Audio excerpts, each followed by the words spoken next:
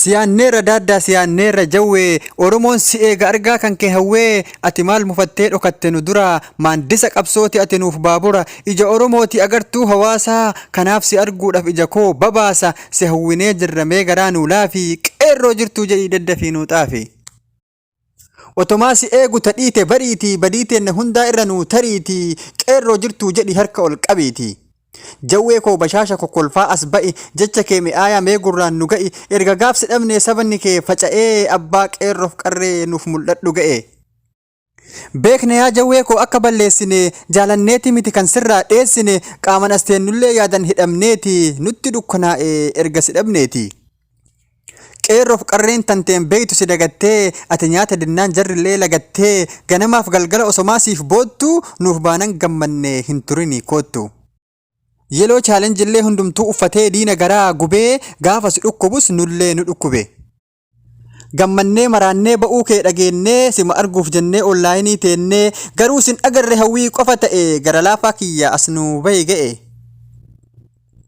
Isa du'aan dhabne hacee hin agarru sima keessan arguuf si eegna nu marru jawwee yaa goota koo abbaa qeerroof qarree seenaa sitti taana yoo lubbuun dabarre.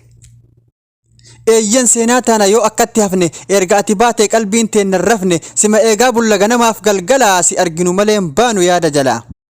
Jawwee koo hadaraa meedharraa nu baasi baanee jirra jedhi sagalee ol kaasi akka gadheef gantuun hundi gubattutti akka ilmaan kan kee hundi taphattutti goofaree kee filii koottu wal qixxeessi ilmaan tee qaqqaalin si arguu dhafteessi.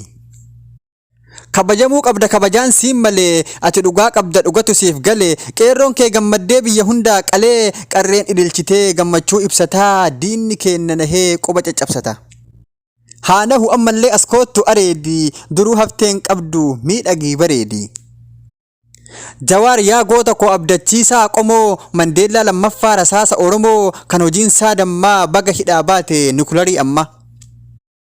Sodaachisaa diina abdatamaa sabaa hunduu si arguudhaaf dheebuu guddaa qaba koottu ka'atillee nu yaaddeera jawwee kolfa kee mi'aawaa akka dammaa hawwe. Jecha kee mi'aayaa eegna ammaa daaddishaa qaalii koo mi'aawaa akka dammaa jawwee koo qaalii koo mi'aawaa akka dammaa. Maqaan kootis muhee biyyi kootis arsii jecha kiyya kana sheer godhii dabarsi hin beekamu tarii jawwee bira ga'a yoo kana dhaga'e nuu laafuu danda'a.